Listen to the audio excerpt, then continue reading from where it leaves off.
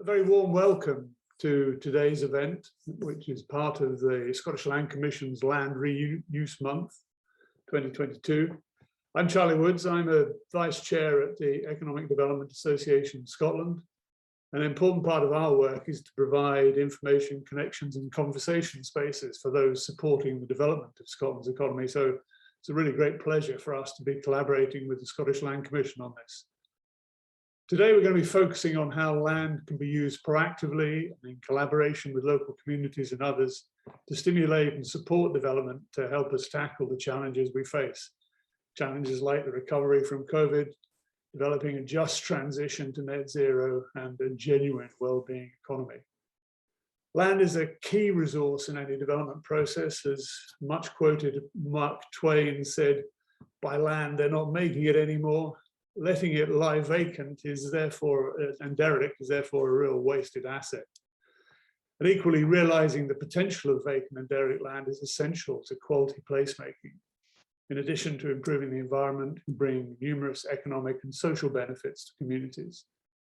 And leadership from the public sector plays a crucial role in this, in particular by recognizing the wider social costs and benefits involved, which private investment alone would not take into account.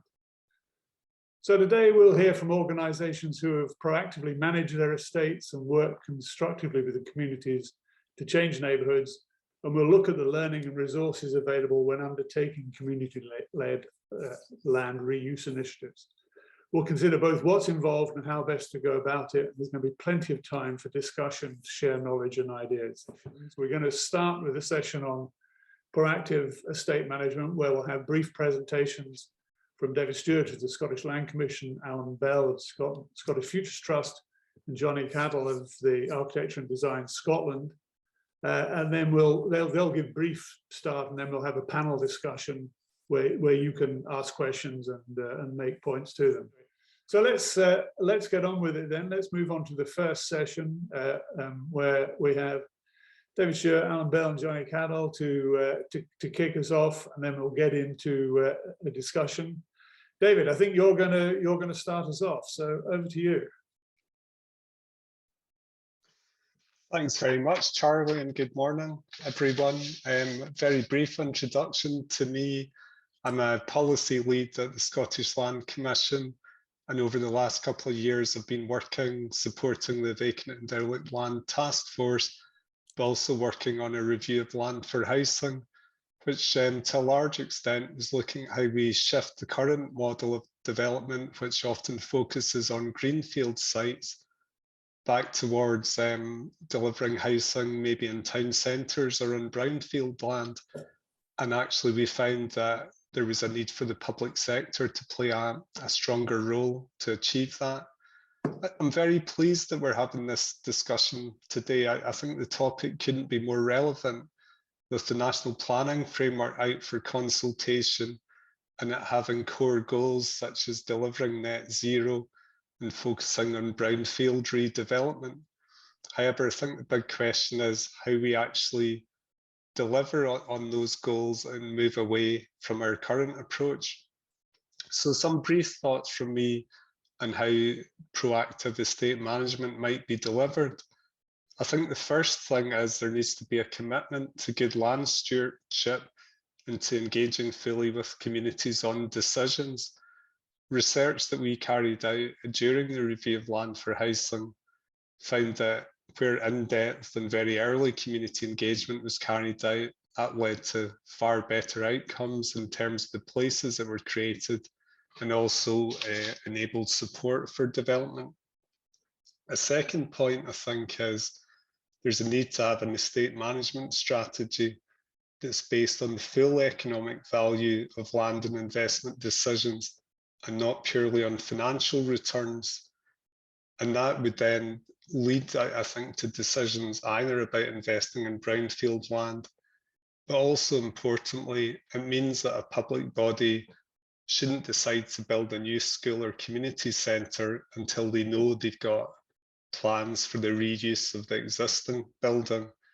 And there's actually Land Commission guidance, which we commissioned back from Bigger Economics on how this could be gone about, and I'll put that in the chat later.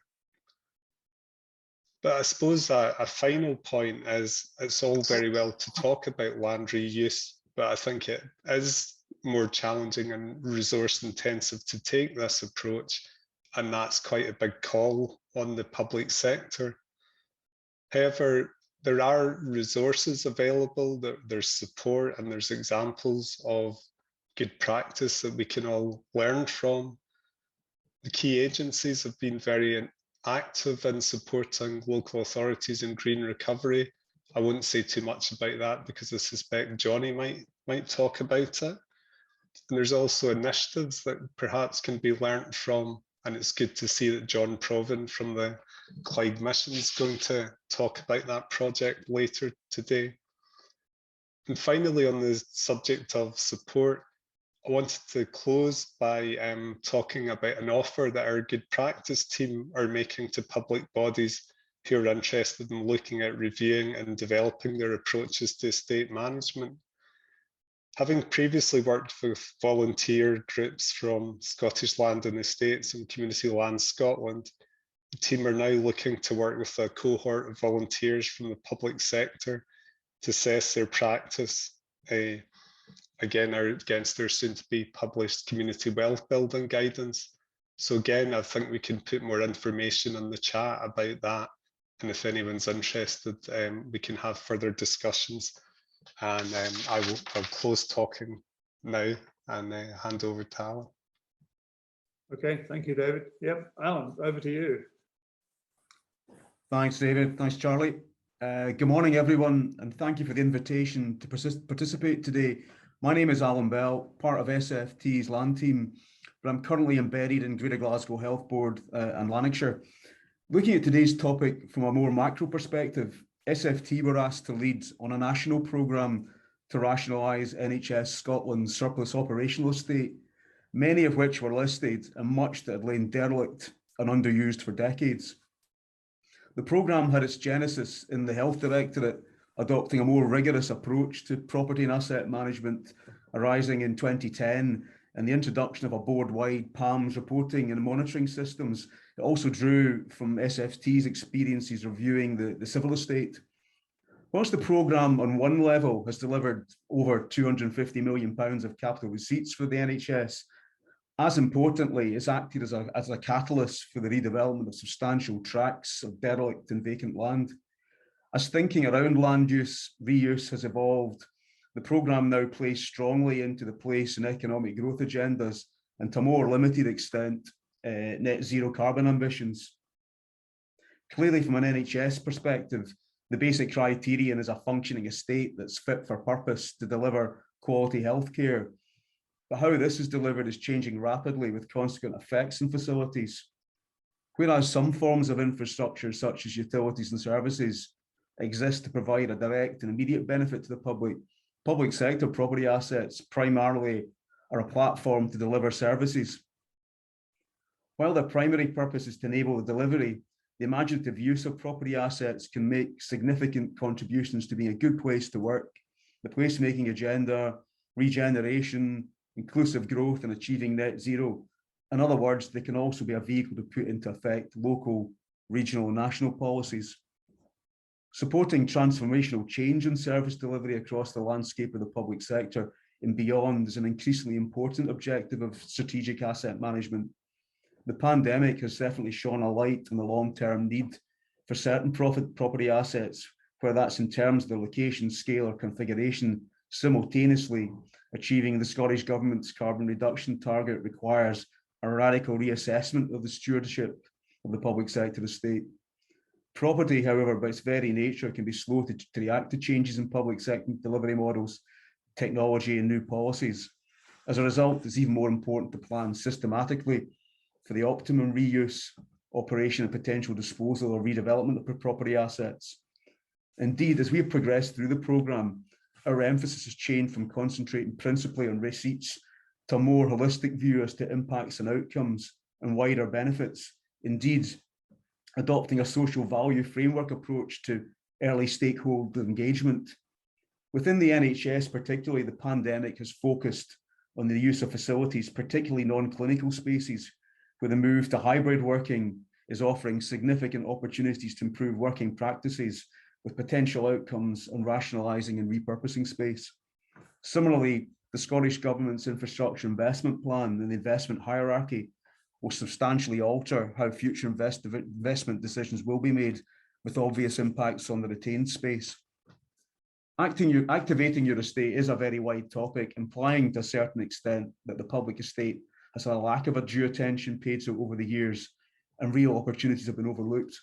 However, I'd contend that this has begun to change with the recognition that the one public estate approach has placed collaboration across public bodies front and centre in service delivery. Thank you, and I'll hand over to Johnny. Great. Okay, thanks, Alan. Johnny, over to you. Yeah, that was a good note to finish on, Alan, and thank you. Yeah, the note of collaboration, which is very much what I was going to talk about. I'm principal architect and urban designer at Architecture and Design Scotland. I've been working over the last couple of years, and some of the collaboration work that A&DS has been doing with local authorities and the key agencies group over the last 2 years on green recovery. I was also involved, well, have been involved really since the establishment of the place standard and with the implementation group that's seeing through the development work with the place standard over the past 5 or 6 years. So, but today I was just going to focus on an approach that we've been adopting around collaboration, what we call the whole place collaborative approach. And this has been helping planning authorities in particular to bring groups together to get a better definition of the issues that development investment needs to address in local areas affected by strategic issues. Issues such as inequality, flooding, economic regeneration, housing, vacant and derelict land, and climate change. The approach brings together public sector and community interests to work together, to share knowledge, to establish a more robust vision of what change could bring, and the benefits and improved outcomes that would flow from that, establishing a place brief. So the approach maps into the collegiate place principle approach set by Scottish Government and COSLA. It maps into the 20-minute neighbourhood agenda of Scottish Government. It brings in a place standard tool. It links to the place and well-being outcomes set by Improvement Service. And it brings in the Architecture and Design Scotland's 8 principles of carbon conscious places. So just to dwell on one example, it's been our partnership work with Glasgow City Council in the past 2 years in their ambition to adopt a more focused level of spatial strategy. The Glasgow South Central Local Development Framework looks at 9 neighbourhoods where it's recognised an additional level of planning interventions required in areas focusing on important challenges, areas where significant opportunities to justify more detailed consideration and action-focused intervention are needed. One particular focus was to improve resilience to address the impact of climate change. So quite a lot to address in these areas. We held a series of scenario-based workshops, and these mixed a group of 30-40 people at each workshop, sharing knowledge, building a place brief area by area. These participative planning workshops were designed to be accessible to a wide audience, including a mix of community organisations, a cross-service mix of council officers, officers with particular knowledge of the local area, but also representatives of national key agencies, and very much this ties in with our key agencies group work. So the workshops were preceded by a place standard consultation with 320 community participants. So that fed in important qualitative data and reflected the real lived experience of people in the local area, what it's like to live and work and play there. So then the future casting workshops that built on that tested scenarios, really very much learning from what came out of the consultation. So one scenario was addressing the impact of on communities of severance by transport infrastructure, the M8 and the M74, and severance by vacant and derelict land. And there was a scenario based on 20-minute neighbourhood and a scenario based on resilience in relation to climate change and building greater resilience. So these workshops help the council to prioritise what needed to change physically and spatially to have greatest benefit, helping strengthen the role of community organisations, and it provided an evidence base to help target investment decisions. So that's something of a snapshot and a sampler from the A&DS work, addressing a whole place collaborative approach. Thank you. Great, thank you, Johnny. So, well, that's a sort of brief overview from each of our panel. So the floor or the chat function is open to you now to put any questions. You've got that already in the chat function. David, I see you've put the guidance on taking a more holistic approach.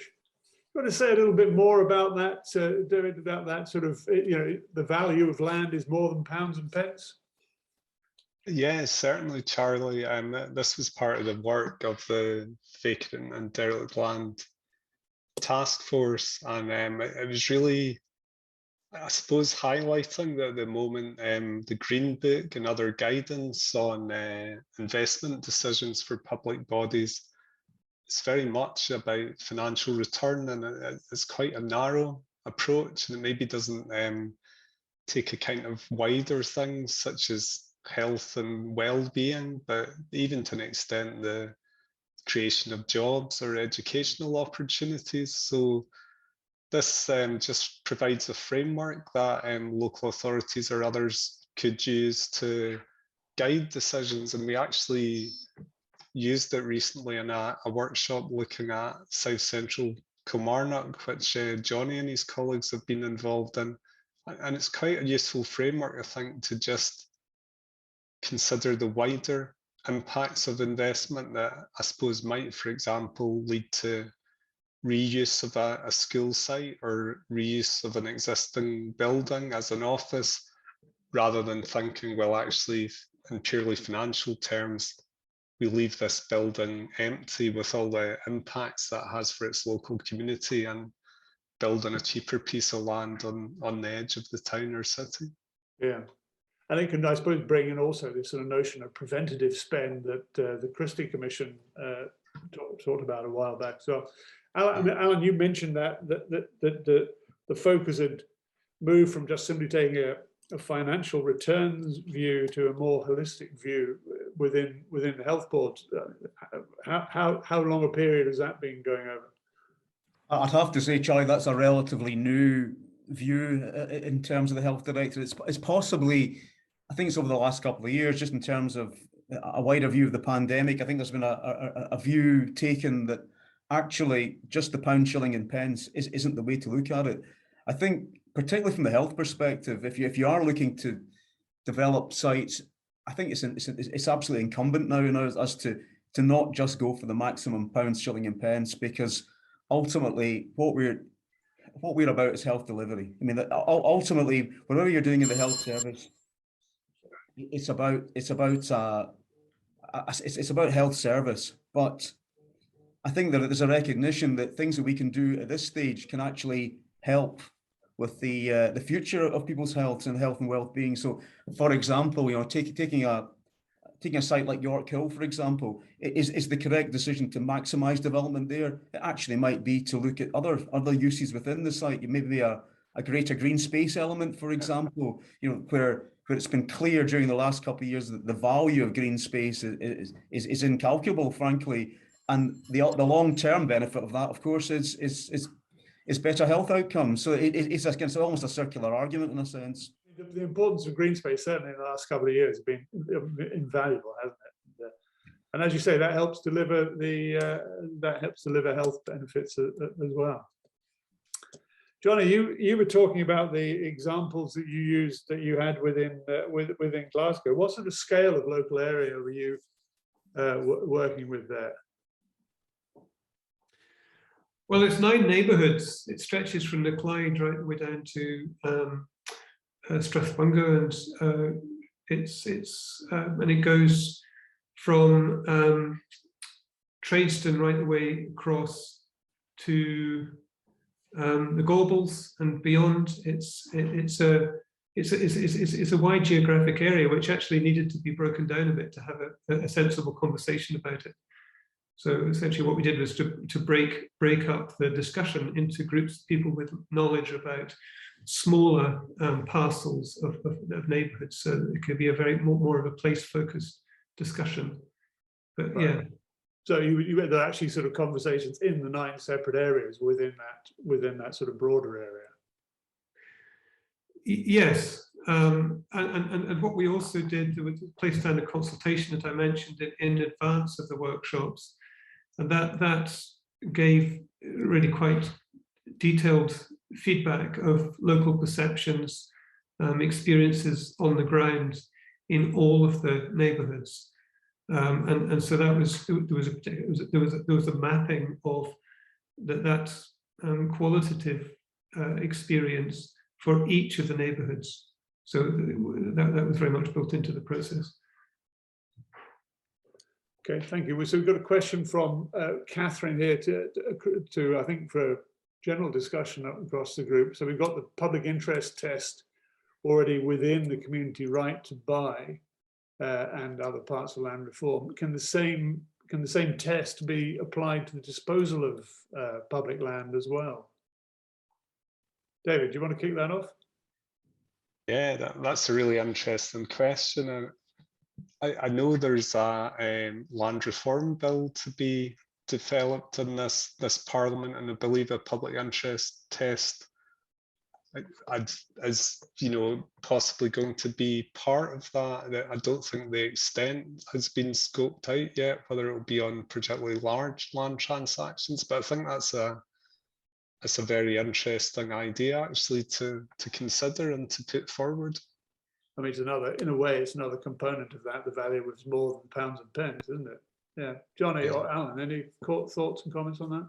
There's obviously there is a recurring theme that comes around quite often in terms of public sector land, is that should we be using public sector land for public sector uses every time? So rather than necessarily me taking a site to the market every time, should the initial thoughts in terms of public sector land be, for example, affordable housing and the like? Is that what you should be using public land for, rather than necessarily? I know that's not exactly what the question was asking, but it almost aligns to that theme, that is public sector land. It should not be necessarily. You should not necessarily go to the market every time. I guess I'd respond to that question with an example of a public project that we've seen recently, which involved a derelict building in a small town, and the initial response of the council was to dispose of that for housing, but the consultation that was carried out demonstrated that the community had a lot of other interests in the potential of that site and that building. So whilst the land may be disposed for housing, it's certainly going to be expected to do a lot of other things in the community interest. But that was only came out through a process of discussion and engagement to get to that point. Yeah, good. And there's, I think, it's a related question there from Craig about how widespread the partnerships on decision making on public estates are, and so I mean, you've mentioned numerous examples, but David, any sort of view looking across Scotland about how widespread this sort of, well, you use the term land stewardship, this land stewardship approach is actually going? I certainly get a sense that it's something that's growing and I'm coming across more and more. I would maybe relate it to the idea of public interest-led development and of patient finance. So rather than a local authority having land and thinking, you know, if we see it as surplus, the best thing to do is to take it to the market. They take a much more active role. They consult with the community, as others have said, on what the best use is, what's needed, and play more of a role in the redevelopment. I think we're beginning to see that more and more.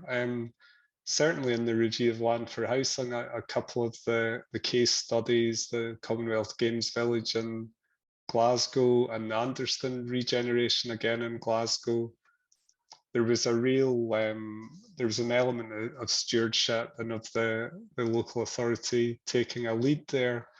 And aware of other projects, there's a regeneration that Dumfries and Galloway Council are looking at doing with Wheatley, where again, they're taking a much more long-term view, and it's not just about a capital receipt. They want to engage with the community, and they want to see not just the financial value, but they want to see the social and place value grow over time. So I think it's something that is developing and becoming more widespread. And Alan, health boards across Scotland, are they taking a similar approach to Greater Glasgow? I think it depends. I think it also depends on the extent and the scale of some of the sites as well. You know, a small hospital site perhaps wouldn't necessarily get the level of engagement perhaps from the locals as you might think. You know, I go back to the likes of Yorkhill, which is a significant site in the West End of Glasgow, and we've certainly started the consultations there several years ago. Clearly, it was part of the whole Queen Elizabeth rationale with effectively the closure of the Western and the Victoria, etc.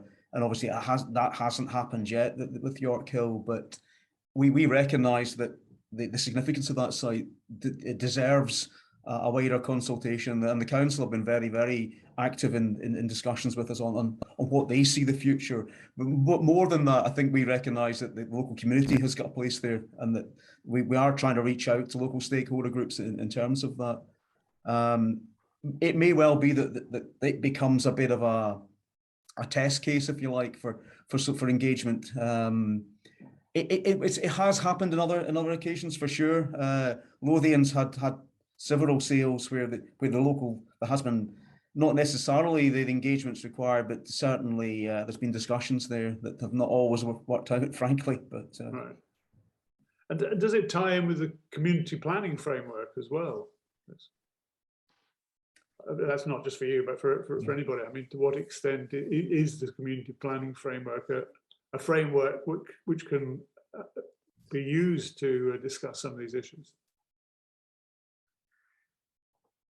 I think it works differently in different places. I mean, certainly in a previous life, Dundee, I felt had a very active local community planning partnership network, and we did engage on a number of, particularly where we had site disposals.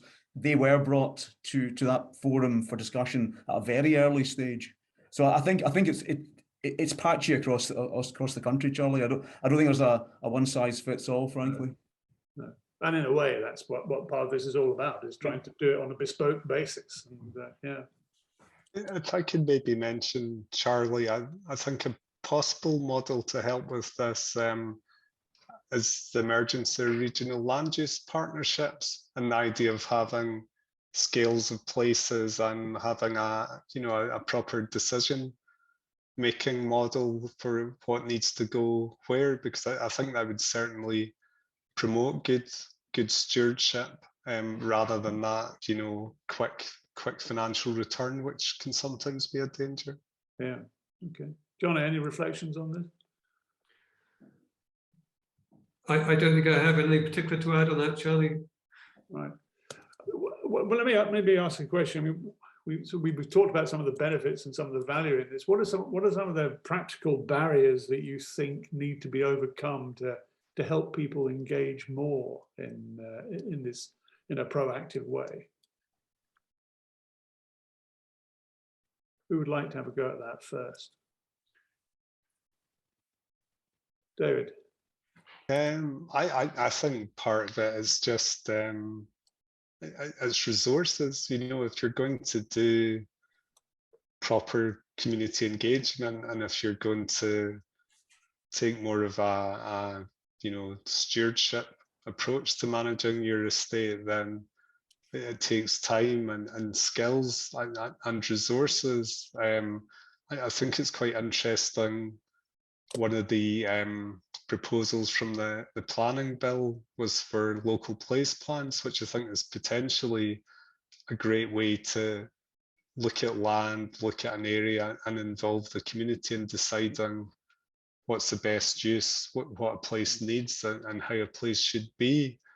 But there's a bit of a question with that as to where the resources might come from to support that community engagement. And you know, not all communities are the same, so there's a danger that you could have very good local place plans and relatively well-off places where there's a lot of community capacity already. But then what happens to areas that maybe are higher on indices of multiple deprivation? So that was partly why I mentioned a couple of resources that are available. But I think that probably is the big challenge. Yeah. Johnny, within the Glasgow work you've been doing, how much work has gone on to sort of equipping or enabling the communities to engage in the whole process? Well, I think there was a particular challenge there with the pandemic, and to go and have the face-to-face meetings and, you know, organize the groups or go to where people meet in the way that, you know, we would have done previously. So that was managed largely through the place standard consultation, which is possible to do online, and that way it did actually link into a lot of community organizations and as well as residents, people working in the local areas. So I think using some of those digital tools eventually, you know, proved quite beneficial, because it did reach, you know, a fairly good sample of population to get a good perspective on you know, a range of knowledge for those local areas. So I think that those techniques help, and having the structure of place standard helped, you know, the way that that's now starting to map across a number of different policy areas. So there's some consistency. So for example, that means that it can be possible to use information that's already been gathered through another consultation that's still relevant because it was looking at the same area. So if there was more sharing of learning, and in particular the evidence produced from consultations, that would help to, if you like, plug gaps of capacity. Right. And I think generally there's a need for the public sector to, you know, to step up and to do more. And I think, you know, planning reform is a significant part of that, and having a more proactive role for local authorities in bringing agencies together, bringing communities together. So I think that, you know, those the use of the resources of local authorities to hold a different sort of conversation and bring people together. I mean, we've been quite struck by the way that when you bring different services together from local authorities in these discussions, that they are learning quite a lot from each other, because they'd actually, you know, often don't meet. And it's just, you know, facilitating a conversation makes a difference just in its own right. Yeah, no, absolutely. And I think that's an important message. Alan, did you want to add something there? Yeah, it's quite interesting, and it's alluding to the point that David made, that the draft consultation for National Planning Framework 4 in the delivery aspects of it, specifically states that resourcing the planning service is absolutely fundamental to all of this. And I think each of the speakers there has absolutely just echoed that. Right. Yeah. Okay, we've got another question from Gareth here, talking about vacant derelict land. A lot of it's privately owned, and the council not being able to sort of bail out privately owned sites. But what advice could you offer to encourage owners to bring private vacant derelict land into use when their decisions are going to be more financially driven than perhaps the broader public interest? It's quite interesting, Charlie, because we've tried the carrot and the stick approach to VDL over the years. Recently, obviously, it's been the likes of reducing rates relief and trying to force owners into doing the right thing, as it were. I think obviously there's a slight change in tack at the moment with the vacant derelict land, the fund being available to try and assist with that. I think ultimately it is about resources, that if the cash isn't there to do that, then it's going to be very, very difficult to redevelop vacant derelict land. I think there's also sometimes there's an assumption that it has to go into some sort of form of commercial use. Maybe sometimes vacant derelict land just needs to be greened in some respects, and not all vacant derelict land is the same, for sure. That it is. I think when you think about vacant and derelict land, you immediately think of an urban setting, but an awful lot of vacant and derelict land is actually in rural areas, and perhaps and that's where they perhaps get less of attention. But greening of these areas is perhaps the way to go. They may not necessarily have a commercial outcome to these things. Okay, so rewilding in a sense. In a sense, yes. Yeah. Dave, Johnny, on this, any stick or carrots as far as privately owned vacant and derelict land? Yeah, I think. Sorry, on you go, Johnny. Yeah, I think in a sense that similar points about the benefits of collaboration. You know, if there are a number of there if there's adjoining, you know, publicly owned land, privately owned land, there are aligned interests, you know, for a community, for commercial interests. Those sorts of alignments and joint interests are not going to be discovered and without a recognition of the need to work together and collaborate. And so, I mean, we've seen in Kilmarnock, and that David mentioned that work, that there are some areas of land which are either vacant and derelict or very much underused and low intensity uses. And those areas of lands are affected by flooding and flood risk.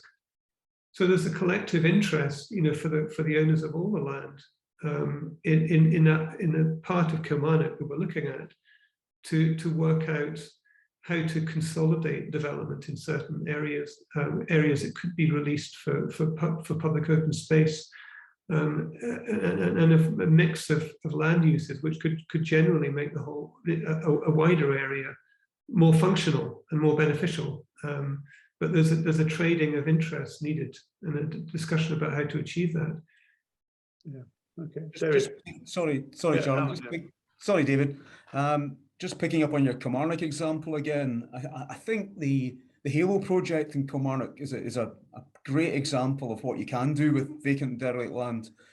To a certain extent, there were probably a set of circumstances there that wouldn't necessarily be available in every project, but to a certain extent, Diageo were strong-armed into that, and I think there was a noticeable, from their perspective, a very large reputational damage to the company if they didn't do something. I think sometimes that's certainly, we've got to use all the tools in the locker, if you like. Yeah, and ESG is becoming an even more important part of the whole investment environment as well. David, I'm going to last word to you, but we're approaching the break time. Thanks, Charlie, and I'll try and be brief. I'll offer one suggested stick and one suggested carrot. Previous work by the Land Commission recommended the introduction of compulsory sales orders to address some of these vacant and derelict sites that end up stuck, and part of the issues may be unrealistic hopes for land value. I understand that that's to be introduced in this Parliament, so that will hopefully help. And basically the idea is that where land or buildings are underused and vacant over a long time, they go to auction, and the person who buys it has to have a realistic plan for redevelopment. And briefly, a carrot suggestion. One of the ideas in the review of land for housing was something called regeneration partnership zones. And the idea was that a local authority would have a master plan for an area and set up a joint venture company. And then private owners would have the chance to become part of that joint venture company. So rather than waiting for hope value, they become part of the company and see the land value uplift. So that's just a possible model actually for places like Kilmarnock. Yeah, great. Well, a lot of potential there. It's 15:15. We said we would conclude this session at 15:15. So thank you, David. Thank you, Johnny, for your contribution there.